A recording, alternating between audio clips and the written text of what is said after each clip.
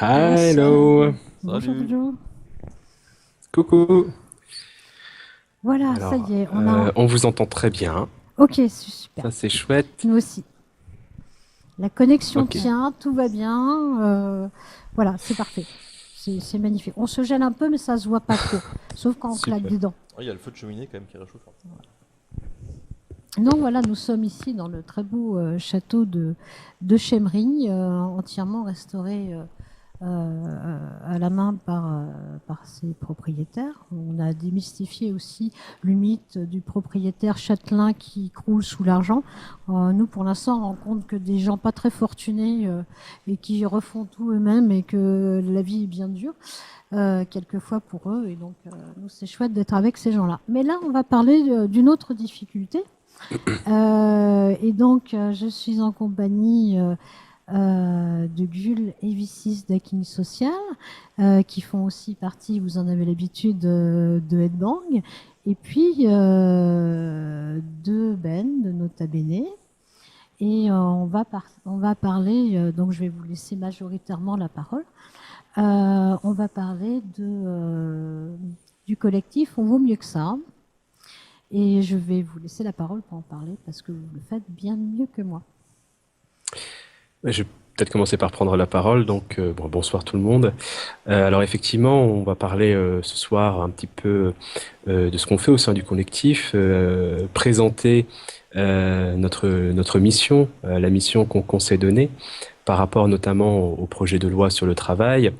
Alors juste pour contextualiser la chose, avec des créateurs sur Internet, que ce soit des vidéastes, que ce soit des blogueurs, des graphistes, euh, on s'est réunis il y a à peu près 2 semaines maintenant, et on s'est dit qu'il serait peut-être temps de mettre nos compétences au service de ceux qui ne peuvent pas prendre la parole, notamment par rapport au projet de loi sur le travail, où nous sommes pour le coup dans une perspective, on va dire, technique, au niveau des lois, de la législation, sans prise en compte, et malheureusement ça ne date pas d'hier, sans prise en compte du concret, du quotidien des travailleurs, de ce qu'ils vivent eux, que ce soit, on parle de travailleurs, mais ça peut aussi être des chômeurs.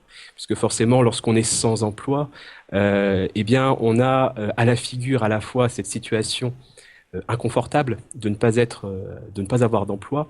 On a cette situation inconfortable aussi au niveau administration, au niveau aussi même, j'ai presque envie de dire existentiel, par rapport à une quête de sens, puisque c'est pas simplement un problème politique, c'est aussi un problème existentiel par rapport à un travail qui est de plus en plus violent.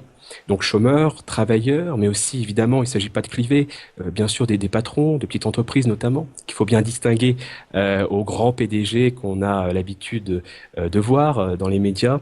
Est-ce que, Donc, on- est-ce que je peux me permettre de te couper, est-ce que tu penses qu'on peut rajouter aussi les gens qui sont en auto-entrepreneur bien sûr, ou qui hmm, montent une start-up parce qu'ils veulent travailler différemment aussi? Les indépendants, tout Les simplement. indépendants, oui, voilà. intermittent du spectacle, Mm. fonctionnaire, là-dessus, il n'y a pas du tout, dans ce qu'on veut essayer de faire, il n'y a pas du tout de perspective clivante. On veut partir du concret et on veut redonner, en mettant à disposition des plateformes pour qu'on puisse prendre la parole. On a commencé par les réseaux sociaux, mais ça, c'est juste un début. On va essayer de créer d'autres plateformes, d'autres outils sur Internet et ailleurs, dans les villes, les grandes villes, les petites villes. Donc ça, c'est pour beaucoup plus tard. Voilà, pour résumer, et je vais passer la parole à d'autres personnes, pour résumer, ce qu'on veut maintenant, c'est mettre nos compétences au service pour créer des espaces de parole, que chacun puisse s'exprimer et surtout qu'on puisse revenir sur des problématiques concrètes. Voilà. Alors, je sais. Oui, mais Voilà. oui. Fort bien, c'était parfait. C'était tellement parfait qu'on ne sait plus quoi dire.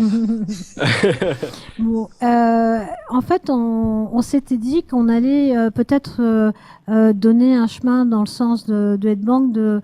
euh, de marquer des points historiques, philosophiques ou sociologiques qui mettent un peu dans le contexte, dans un contexte plus, pardon, donne un peu plus de champ sur la façon de voir le travail en ce moment et comment on en arrive là ou comment on en est arrivé là, comment les autres se sont débrouillés dans le temps avec ça, et des bases éthiques, enfin ce genre de choses, quoi. Tu sais, on avait dit que l'idée c'était de donner des points références aux gens, et puis de recueillir des témoignages aussi. Ça, je te laisse en parler. Tu veux peut-être commencer ou... Bon, Alors moi, c'est plus l'aspect psychologique qui me préoccupe. Pour le micro. Ouais. Donc, c'est plus l'aspect psychologique qui me préoccupe, notamment la question du harcèlement. Alors, le harcèlement, on peut se dire, c'est un petit peu éloigné de la loi travail ou des changements que le gouvernement pourrait faire. En fait, pas du tout. S'il y a tant de harcèlement, c'est pas parce qu'il y a plus de gens sadiques soudainement. C'est parce que la situation économique, la situation générale le permet aussi. Les valeurs idéologiques. Il y a tellement de chômage qu'en fait, l'humain, il est remplaçable à souhait. C'est la ressource la moins précieuse de l'entreprise, sachant qu'il y en a plein derrière. Alors, c'est pas du tout ce que je pense, hein. Pour moi, l'humain est très précieux. Mais donc, ça laisse toute la latitude à, par exemple, des gens qui seraient un peu psychopathes sur les bords, de déborder. Donc, voilà. Donc, c'est pour ça que moi, je me suis plus intéressée dans ma vie à la question du harcèlement. Donc, je pourrais apporter peut-être des clés dessus. Et surtout rappeler qu'en fait, notre activité qui est le travail, en fonction de l'entreprise, en fonction parfois des stratégies managériales, certaines qui sont complètement vicieuses, participent aussi à formater les individus dans l'entreprise qui commencent à agir sans pouvoir se reconnaître dans leurs actions. Je pense notamment à des managers qui vont participer à ce qu'on peut appeler parfois du harcèlement institutionnel. Ça ne fait pas d'eux des sadiques, même si leurs actions le sont. D'ailleurs, ces mêmes managers qui parfois, je pense à France Télécom et Orange par exemple, vous connaissez malheureusement ce qui s'est passé, les suicides, 2008-2009 à peu près pour contextualiser. Là, pour le coup, il ne s'agit pas d'une concentration de sadiques qui ont fait stresser, qui ont fait stresser et envoyer en dépression des centaines et des milliers de salariés, dont entre 200 qui se sont suicidés sur cette même période, et là je ne parle que de France Télécom Orange, ça vient de logiques systémiques. Et il y a suffisamment eu de travaux et de recherches, d'enquêtes au niveau judiciaire pour mettre en avant que ça vient de logiques systémiques, de stratégies managériales qui sont responsables, qui ont abouti à cette tragédie-là. Alors oui, ça a été condamné, Didier Lombard, qui était PDG de l'époque, a été condamné pour harcèlement. Cependant, à présent, il a eu une retraite, il a 370 000 euros par an comme ça, plus il siège à des conseils d'administration, il continue sa vie très confortablement. Et Légion d'honneur. Et il a une Légion d'honneur aussi. Oui, alors que ces décisions ont directement influencé sur les suicides. Hein. C'est vraiment sa décision qui a influencé ça, et la justice l'a prouvé aussi. Et juste pour ajouter, pour revenir sur ce qu'on disait tout à l'heure, on n'a pas simplement, enfin, il y a ceux qui sont entrés en dépression, il y a ceux qui se sont suicidés et toute leur famille, donc vous imaginez l'impact, mais il y a aussi des managers qui ont reproduit les schémas dans lesquels on les a mis, et qui, lorsqu'ils sont revenus dans la réalité, lorsqu'ils ont regardé vraiment en face ce qui s'est passé, eh bien eux aussi, vous imaginez, si vous êtes pris dans le travail, vous-même vous êtes en train de stresser, vous ne vous rendez pas compte que vous reproduisez les mêmes schémas, et puis vous vous rendez compte que vous avez participé à des gens qui en sont venus jusqu'à se suicider. Alors, imaginez comment... Sur ces managers-là. Attends, excuse-moi, un moment, il y a un truc qu'on a oublié de dire, c'est qu'en fait, là, on propose aux gens en fait d'envoyer leurs témoignages, et en fait que vous allez pouvoir lire, enfin tout ce que vous pouvez d'ici la deuxième partie du débat qui se situe on commencera à 23h, et puis après on pourra aller beaucoup plus loin. Voilà, Ouais. excuse-moi, D'accord. j'avais oublié de dire ça tout à l'heure. Oui, effectivement. Et Effectivement. il faut laisser un peu de place à Ben, Mm. qui n'est pas habitué à Non, la non, joute mais il y a- verbale. Il n'y a aucun problème pour l'instant, je les laisse, je garde mes Voilà, cartouches. on vous t'inquiète écoute. pas. D'accord. Enfin, voilà, on est dans cette perspective-là de la souffrance au travail qui nous revient malheureusement beaucoup dans les témoignages que nous avons. Oui, même quand Alors, il on ne a s'agit parlé. pas d'être productif. Même dans les milieux où il C'est ça. s'agit pas, où c'est pas, ça peut pas être justifié par le fait de si on produit pas tant de voitures, l'entreprise va Mm. mourir. Je peux témoigner de ça. Le problème en fait c'est que c'est des techniques qui sont tellement ancrées maintenant depuis des années qu'il y a une certaine aliénation en fait qui est en place et effectivement on s'en rend absolument plus compte. C'est ça le plus grave finalement. Et je pense que bon, quand il y a une prise de conscience, elle est très douloureuse. Je suis pas sûr que cette prise de conscience elle soit systématique, quoi. Et bah, tu utilises le mot aliénation, puisque vu que dans cette première partie, on essaye de mettre en avant quelques pistes, je rappelle juste qu'est-ce qu'on entend par aliénation. Donc, ça nous vient des philosophes, de penseurs, donc à commencer par Feuerbach, puis ensuite Marx. Aliénation, c'est quoi? Lorsqu'on est aliéné par son travail, par son activité. C'est-à-dire que aliéné, c'est se rendre étranger, c'est ne plus se reconnaître dans ce qu'on fait. Être aliéné à la fois par rapport à son activité. Vous imaginez, alors je prends l'exemple classique du travail à la chaîne, pour ceux qui connaissent les temps modernes de Charlie Chaplin, on ne peut pas se reconnaître dans son activité lorsqu'on est toujours en train de visser un même boulon. On ne peut plus se reconnaître aussi dans le produit qui va être réalisé.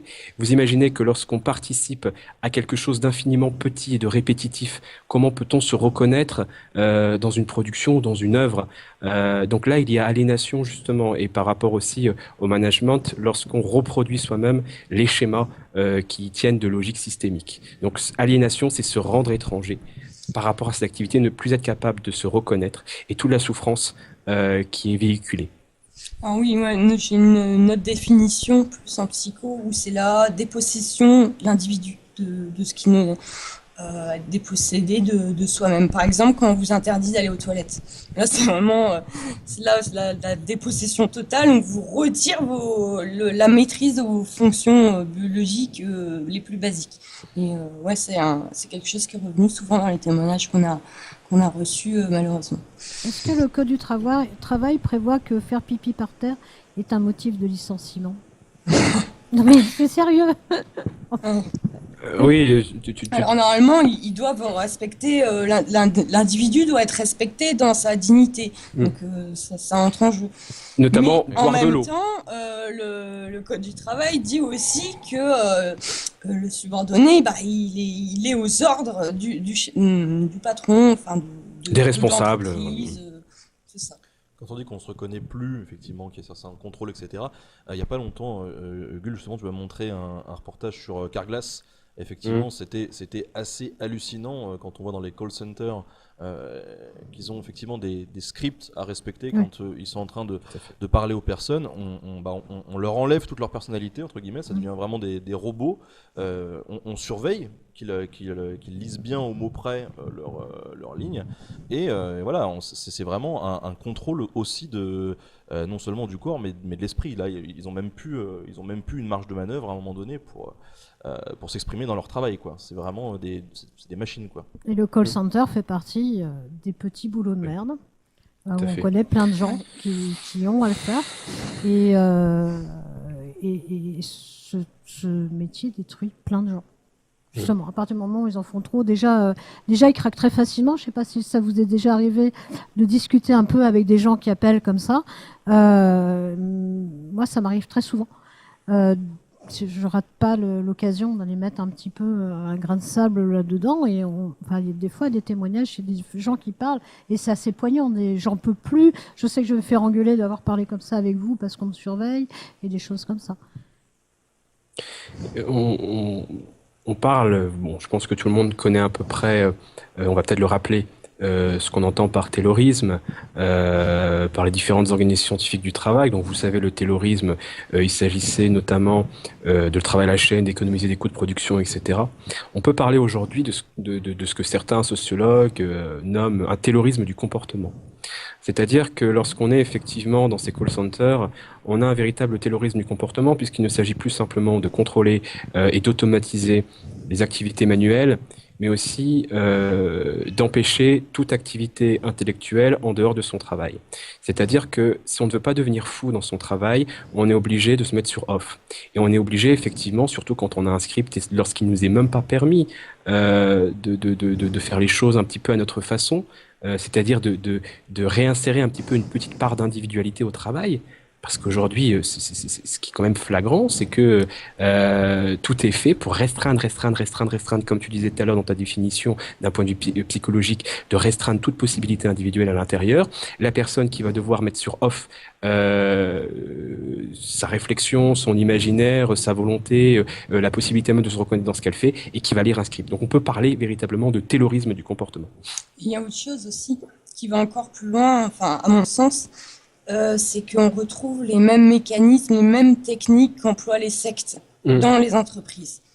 Et enfin, c'est gravissime, ça peut aller vraiment très loin. Il y a même des reportages qui le montrent. Et on reste choqué parce qu'il y a vraiment quelque chose de l'ordre du bizarre, mais vraiment du malsain, même du dramatique. Et de la manipulation mentale, pure et dure. La manipulation mentale, mais vraiment extrêmement choquante, quoi. Et alors là, c'est encore un autre niveau de problème qui est, je pense aussi, pour les personnes très difficilement... Enfin, elles ont du mal à en prendre conscience aussi, tellement c'est une emprise, comme une secte. Alors ça, c'est encore un autre niveau de problème aussi. Ben pourra parler justement le reportage que tu évoquais sur Carglass et les formations, ce qu'ils faisaient au départ. Oui, bien sûr, c'est absolument horrible. On voit effectivement, c'est une espèce de séance de psychothérapie de groupe en fait. On a l'impression que c'est un petit peu ça. Ils se mettent tous en rond, voilà, et en gros, le but du jeu, c'est de s'exclaffer et puis de temps en temps de dire le slogan en tous ensemble, en chœur, en criant de la boîte. Comme la thérapie du rire. Et c'est assez hallucinant. On voit les gens sont là, genre ah oui, ça me fait du bien, ça me libère, ça me déstresse, etc. Enfin, et dans cet exercice-là, on intègre, ce qui est quand même grave, cette baseline de l'entreprise, quoi. Des gens qui arrivent à se détendre en hurlant, Carglass replace, Carglass en place. Enfin, c'est juste incroyable, quoi. C'est marrant, ça me fait vraiment penser, et je ne sais pas si c'est un Indien qui a fait ça, mais c'est un peu comme le tai chi des Chinois. En fait, il y avait un gars qui rassemble les petits vieux, enfin, ils font ça partout dans les villes maintenant, et puis pour se faire du bien, juste ils rigolent. Ils font leurs exercices du matin, voilà, leurs exercices corporels du matin, la petite gymnastique du matin, et puis ils finissent en rigolant pour se faire du bien. Et ça ressemble à ça. Et avec rajouter le slogan, mais c'est horrible. Oui, c'est typiquement une reprogrammation en fait, une programmation. Oui, c'est la PNL. On programme en fait quand il y a une émotion forte. Alors des fois, ils le font aussi avec la peur. J'avais vu un reportage sur Arte où là, il s'agissait de sauter à l'élastique, mais juste avant, ils devaient donner des engagements vis-à-vis de l'entreprise. Je m'engage à travailler plus, par exemple, et ils sautaient dans le vide. Et c'est épouvantable parce qu'on voit qu'ils n'y croyaient pas. Ils disent, genre, qu'est-ce que je fais là?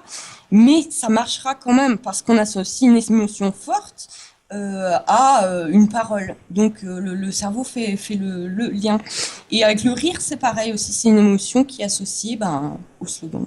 Parce que oui, quand on saute à l'élastique et qu'en même temps on a juste répété un engagement, vous savez que quand vous sautez à l'élastique, pour ceux qui font du sport extrême, on arrive dans un processus très particulier du cerveau, entre l'adrénaline, entre à la fois la peur, entre à la fois l'excitation, etc. Et ce qui fait que toutes les informations qu'il y a eu juste avant, notamment les engagements, vont être encore plus encodées. On est dans la pure manipulation mentale. Mais du coup, je voudrais poser une question, parce que je sais que tu as commencé à travailler un dossier sur l'histoire du travail, mais on a déjà fait ça dans l'histoire de l'humanité, manipuler le cerveau comme ça des gens pour les faire travailler encore plus. Avant de ce que j'ai dit, c'était plutôt le mode violent, autoritaire, quand il y a des problèmes. C'était assez cash, quoi. Enfin, d'après, je ne suis pas du tout experte là-dedans, mais question manipulation aussi, ça va de pair avec tous les récents apports d'abord de la psychanalyse, puis maintenant de la psychologie, plus maintenant de la neuro, enfin bref, tout quoi. Si, alors, pour trouver des justifications où on peut effectivement retrouver des parallèles avec ce qui se passe actuellement, il y a bien sûr la religion. C'est-à-dire qu'on a des motifs religieux, voire des motifs, bon, par le passé nationalistes ou autres, on peut trouver tous des motifs qui vont permettre de justifier la soumission des travailleurs. La mythologie, hein, les mythologies permettaient aussi j'adore les mythologies, hein, je ne sais pas du tout mais certaines mythologies, certains récits mythologiques étaient aussi une forme de justification des différentes strates, des différentes couches de la société, notamment ceux qui étaient tout en bas, pourquoi ils étaient tout en bas. Je rappelle aussi que on a la Genèse.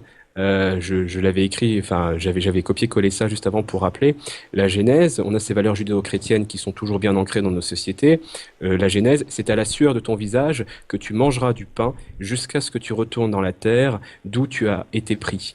Car tu es poussière et tu retourneras dans la poussière. Et je rappelle que le travail, c'est aussi la punition divine par rapport à Adam et Ève qui ont mangé le fruit défendu et qui, parce qu'ils ne sont plus dans l'Éden, vont devoir souffrir. Tripalium, instrument de torture, tourment, qui vont devoir souffrir et être dans la pénibilité pour travailler et pour subvenir à leurs besoins.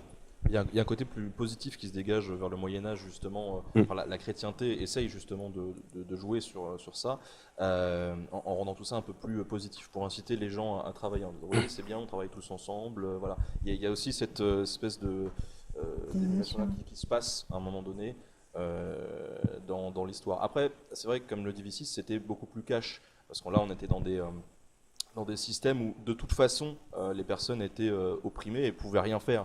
Et de toute façon, une personne qui était juste qui travaillait avec ses mains, dans tous les cas, elle avait aucune chance de passer au-dessus en fait et de devenir celle qui dirigeait les autres en fait, puisqu'il y avait vraiment des systèmes un peu de caste, notamment au Moyen Âge. En France, c'était surtout les métiers étaient réglés par ville. Donc par ville, il y avait des corporations de métiers. Donc les corporations de métiers, c'était genre tous les bouchers, je sais pas, qui se regroupaient pour former cette corporation. Et au sein de l'entreprise, entre guillemets, avec plein de guillemets, en gros, il y avait les maîtres, les compagnons, les apprentis. Et compagnons, apprentis, en gros, ils étaient un petit peu ensemble, quoi. Et après, il y avait un palier, quoi. Au-dessus, c'était les maîtres. Et si on n'était pas fils de maître, c'était pas possible de passer au-dessus. Donc dans tous les cas, on pouvait faire ce qu'on voulait en dessous aux personnes. A priori, on s'en foutait. Le compagnon, il n'avait jamais aucune chance de passer maître, donc d'être son égal à un moment donné, donc il ne pouvait pas y avoir de réprimande à un moment donné. Donc c'était beaucoup plus cash. On ne prenait pas toutes ces petites ficelles un petit peu plus subtiles, un petit peu... Voilà, on le savait, quoi. Et effectivement, pour reprendre ce que tu as dit sur le Moyen Âge, tu as raison de le signaler, on a aussi cette positivité du travail, et plus précisément à partir des monastères. Il faut savoir, alors je crois que le mot hébreu, alors j'ai peut-être fait une faute, mais bon, c'est pas grave à retrouver, c'est aboa, je crois, qui signifie à la fois travail, service et prière. C'est-à-dire qu'il était une mission des moines dans les monastères, non seulement de prier, mais aussi de travailler la terre, de faire, vous savez, les petits fromages, le vin, etc., qu'on trouve encore aujourd'hui dans les monastères, pour pouvoir ensuite le vendre, le partager, et pour pouvoir notamment faire tenir le monastère en question. On a cette positivité-là qui est apparue ici, effectivement. Et c'est au Moyen-Âge qu'on va commencer à avoir cette positivité, et qu'on va commencer progressivement aussi en politique à avoir plus précisément, sans rentrer dans le vif, notamment aux alentours du XVIIe siècle, du XVIIe, XVIIIe siècle, donc les Lumières, les Révolutions, etc.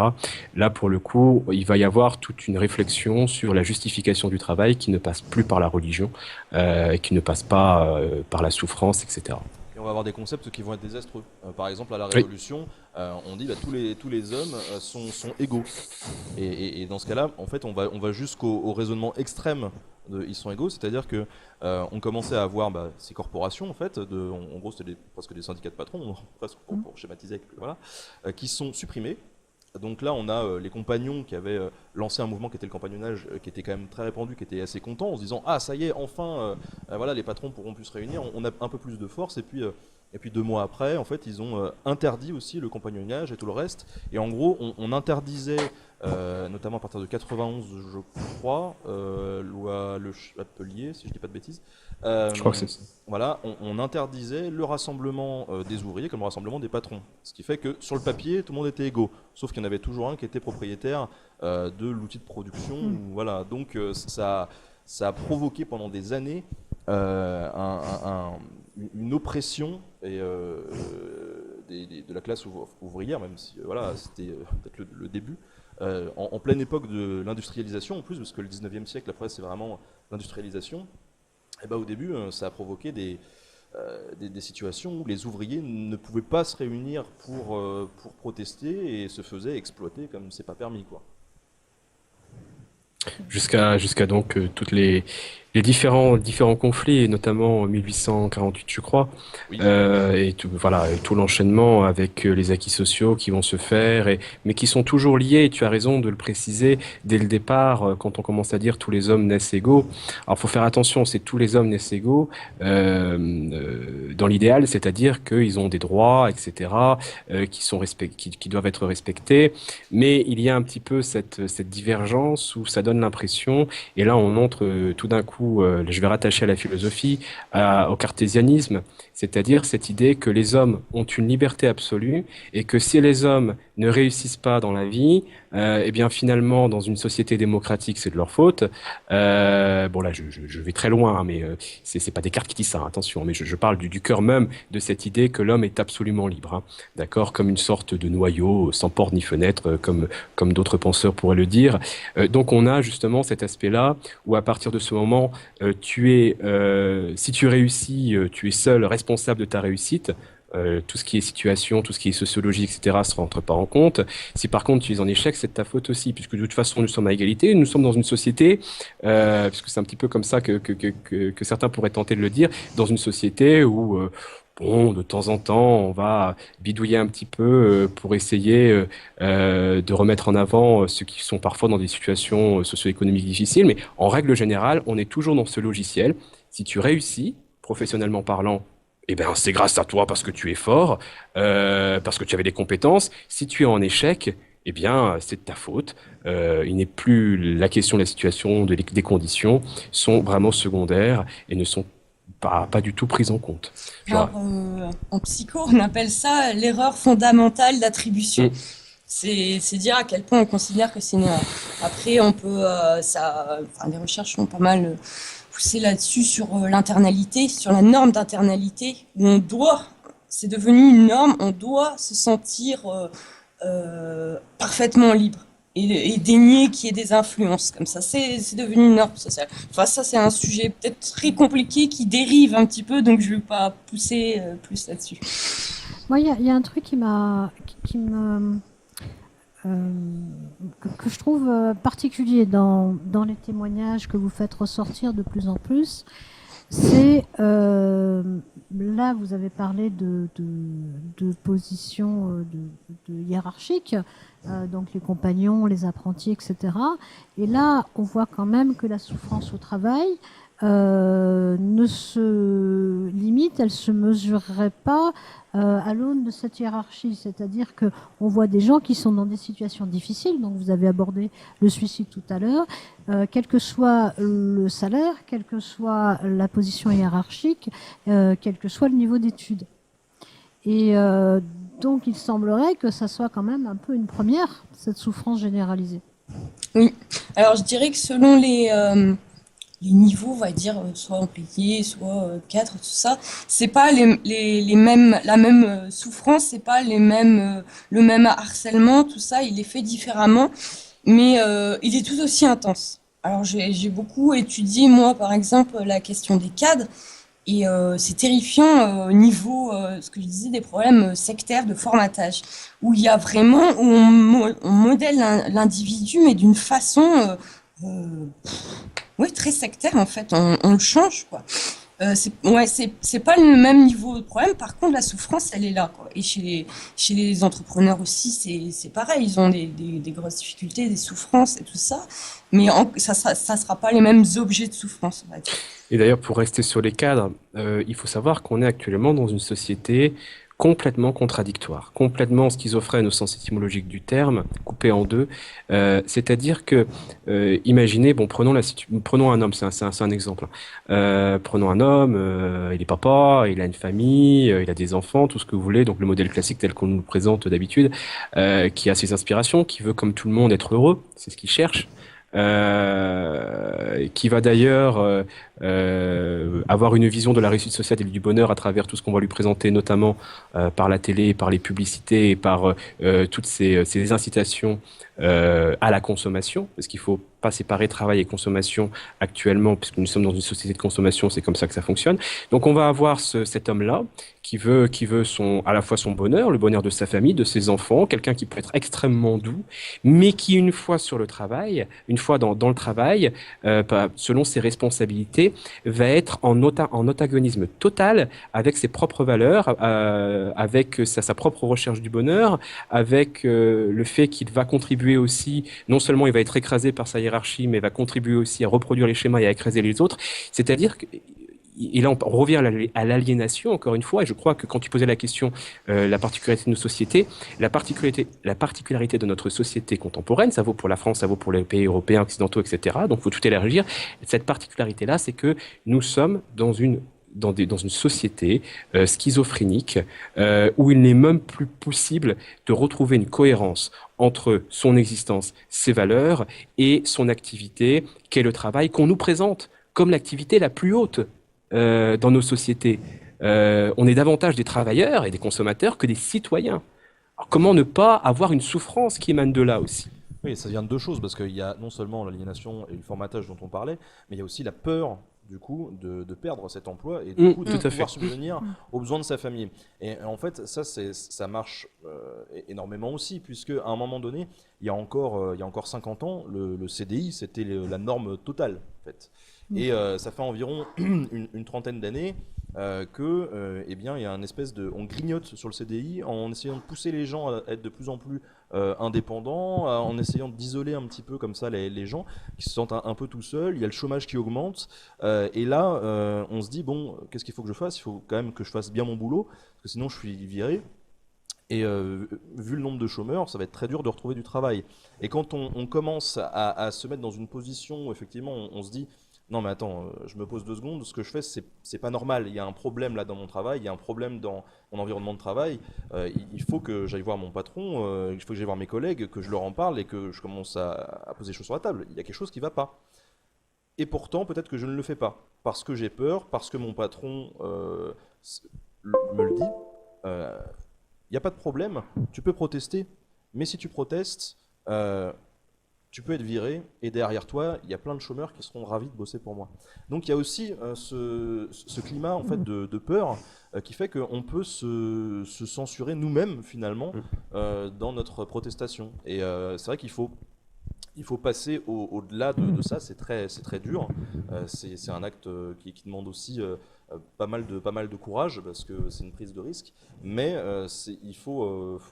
ça pèse vraiment dans la balance, quoi. En plus du formatage, etc., il y a cette peur qui vraiment emprisonne, quoi.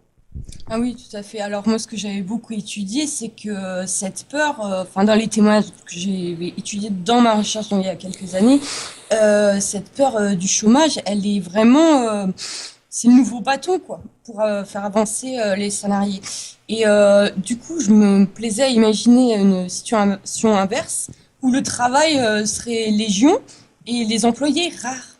Tout changerait. Il n'y aurait plus de place à la souffrance, dans le sens où les gens, dès que ça n'irait pas, ils diraient pas non, je suis désolé, j'accepte pas ces conditions, au revoir, et ils retrouvent un emploi direct dans une entreprise où le climat social est humain, gentil, enfin avec des bonnes conditions de travail, il n'y aurait pas de problème, quoi. Donc on voit vraiment que tout pourrait changer s'il n'y avait plus cette peur. Mais par contre, il faudrait le contexte. C'est normal aussi que les gens ont peur parce qu'ils n'ont plus d'argent, quoi, tout simplement. D'où d'ailleurs ce que certains pays, parce que il y a quelques années, on pourrait nous traiter d'idéalistes lorsqu'on présente la chose, mais d'où l'idée de certains pays qui essayent de repenser le modèle, notamment avec des revenus sans condition. Revenu universel, salaire à vie. Et là, au moins, ça fait une base qui supprime de la peur, qui peut permettre de dire oh là je me fais harceler, je dis non, je dis stop, je vais pas continuer à accepter ça, ou même le contraire, le contraire, on voit quelqu'un qui se fait harceler, tout de suite on va intervenir, on va pas se dire merde, si j'interviens je vais me faire virer. Non, là, la personne va aller direct parce qu'elle n'aura pas peur, quoi.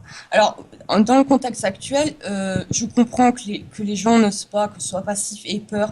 C'est légitime en un sens, on ne peut pas trop leur reprocher. Il faut quand même une sacrée grosse force de caractère et puis ouais, de ne pas avoir peur pour s'opposer.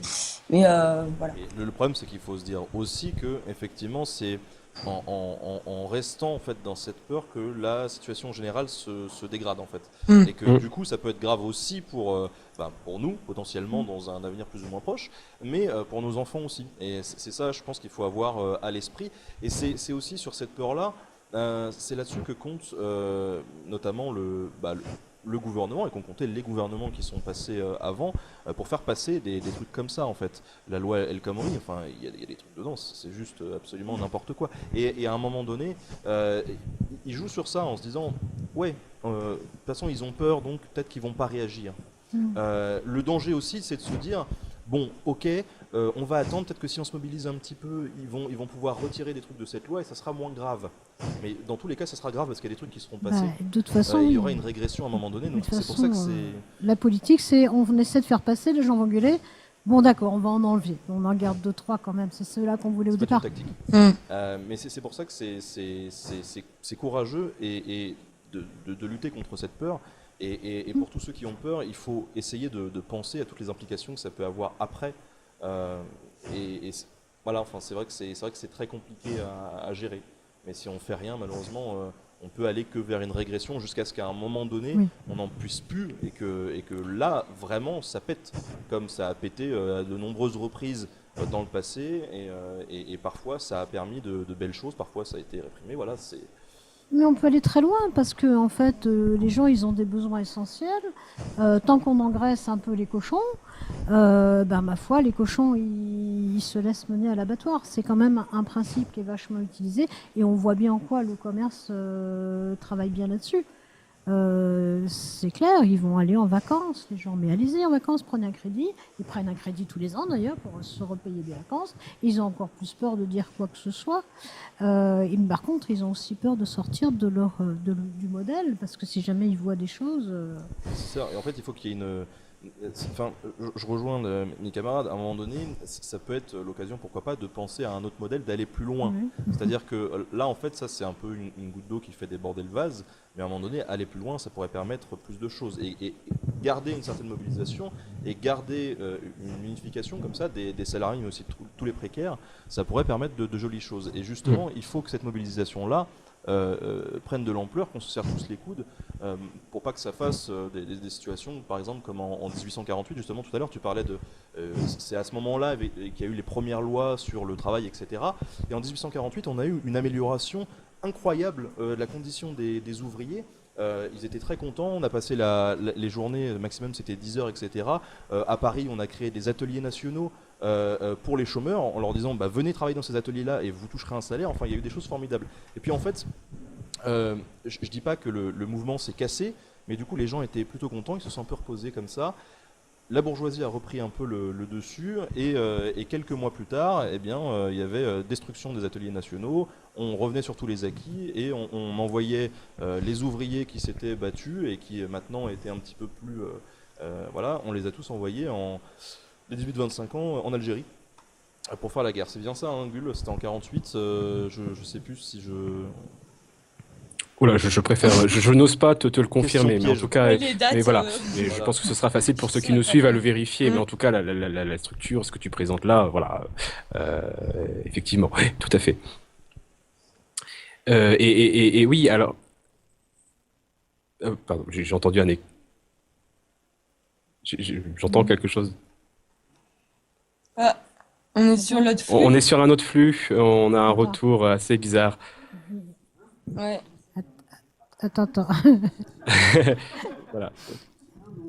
Là, on entend les autres micros. T'entends les autres micros. Ouais. Voilà. Il entend les autres micros. S'il te plaît, Fraisse, fais quelque chose. Il est dessus. Il a dit. Il comprend pas ce qui se passe, mais pourquoi ça a switché d'un coup? C'est arrivé au moment où tu l'as dit ou c'était juste un petit peu avant? Au moment où je l'ai dit, D'accord. Je vous entends toujours, mais j'entends en Ouais. même temps Ça va être l'autre facile flux. Ok. Voilà. Bon, on peut peut-être. Enfin, j'allais rebondir. Bon, c'est pas grave si j'ai des voix dans la tête en même temps. Je vais essayer de continuer quand même. Mais Dans la voilà, tête. pour rebondir à tout ce qui a été Ah, dit, effectivement, c'est que non, non, oui, on n'arrive pas à parler. On a non. trop de. Non, ils n'arrivent pas à parler. Il y a trop bas. Mais en tout cas, voilà, il faut qu'à un moment donné, effectivement, on espère que en libérant la parole des gens, en leur disant non seulement témoignez, qu'est-ce qui ne va pas dans votre travail, mais aussi qu'est-ce que vous pensez du travail en général dans notre société actuelle, et ça représente quoi pour vous le travail, etc. Libérer cette parole, on en parlait tout à l'heure avec Gull, il y a un truc qui est hyper étrange, c'est que même entre nous, en général, on a du mal à parler de notre travail, Mm. tellement c'est devenu un truc un peu tabou, quoi. Tellement il peut y avoir des emprises. Parfois, on n'a pas envie de raconter son Oui, quotidien. genre, ça va gâcher la soirée si on commence à dire alors, ça va au boulot. Oui, Oui, oui, c'est ça, effectivement. Tu parlais de peur tout à l'heure. Je pense qu'on est vraiment au cœur d'une problématique, d'un problème qu'il faut véritablement, sur lequel il faut véritablement se concentrer pour essayer tout simplement de commencer à poser les bons problèmes. C'est cette peur de prendre la parole. Cette peur, alors pas forcément de prendre la parole au travail, ça c'est une chose, d'aller voir son patron, comme tu disais tout à l'heure, Ben, mais cette peur, tout simplement, même d'en parler à ses proches. Il faut savoir que certains sont tellement soit dans cette peur de perdre l'emploi, parfois dans la honte aussi par rapport à tout ce qui peut leur arriver au travail, qu'ils ne parlent plus. Il y a une sorte de tabou de la souffrance au travail, il y a une sorte de tabou de cette prise de parole. Et dans une société démocratique, à partir du moment où il n'est même plus possible de prendre la parole parce qu'on a peur pour X raisons, dont perdre son emploi, etc., il y a véritablement un grave problème. C'est pour ça que la prise de parole et ce qu'on essaye de faire au sein du collectif, on pense que ça doit être tenté, ça doit participer à toutes ces questions-là, se réinvestir par la parole. Se réinvestir par la parole, c'est une action. C'est pas juste, comment C'est dire. déjà ouvrir une porte. On ouvre Oui, la porte, on sort le truc, la souffrance elle est là. Il y a des gens qui lisent, qui le voient et qui disent oui, oui, là c'est de la souffrance. Donc là il y a une reconnaissance de oui, là tu as eu raison d'être en colère. Oui, là c'est normal, c'est légitime d'être énervé par ces injustices, tout ça. Donc c'est vraiment, ouais, on ouvre une porte, on commence à percer un petit peu l'abcès et là on peut reconstruire. Là on peut recommencer à penser des choses, à s'ouvrir à d'autres informations, sur des alternatives, à s'informer sur d'autres modes de vie, sur plein de choses. Mais je pense que c'est vraiment la première étape, ça, d'où cette importance de briser la peur. Briser la Mm. peur, c'est la première condition à toute construction. et on n'est pas obligé de le faire de manière frontale. Bien C'est-à-dire que sûr. à un moment donné, là, on commence à mettre des espèces de tutoriels justement pour aider un petit peu les gens à témoigner, etc. Et en vidéo, par exemple, on a sorti un tutoriel là sur YouTube et Facebook qui explique aux gens comment témoigner anonymement, par exemple en vidéo, en filmant par exemple juste ses mains ou un coin de table, ou en se filmant en face caméra et en nous disant, en envoyant le mail, est-ce que vous pourriez modifier ma voix ou flouter mon visage. Donc bon, on comprend que les gens ont peur et c'est normal. Et si à un moment donné ils ont quand même envie de témoigner malgré cette peur, il y a des moyens et ça sera une première étape pour se libérer entre guillemets et pouvoir aller plus loin tout simplement et peut-être se défendre, améliorer les choses. Sur les témoignages, j'aimerais juste ajouter quelque chose. J'aimerais profiter de ce live On a pour 5 lancer minutes. pour lancer un appel. Nous, on reçoit, malheureusement, alors à la fois, on est content que les gens puissent parler. Là où je dis malheureusement, c'est parce qu'on voit les situations difficiles et pénibles qu'il y a. Mais en tout cas, on reçoit des centaines et des milliers de témoignages par jour. On est justement en train de travailler sur comment les mettre en avant, comment les valoriser en créant des plateformes, etc. Euh, on souhaiterait faire un appel notamment à des universitaires, des sociologues, des psychologues, pour leur ouvrir justement ces témoignages pour qu'ils puissent éventuellement pouvoir travailler dessus, car je crois que c'est aussi important qu'il y ait ce travail-là. Donc s'il y a des sociologues, des psychologues, enfin différents labos, qu'importe, vous pouvez nous contacter pour qu'on puisse, pourquoi pas, mettre en place cet accès à ces témoignages. Contacter via notre adresse mail, C'est ça. c'est onvautmieuxqueça@gmail.com. Il y a les réseaux sociaux, Facebook, Twitter, etc. Il y a plein de manières de nous contacter, donc ça, il suffit juste de taper On vaut mieux que ça pour trouver comment faire.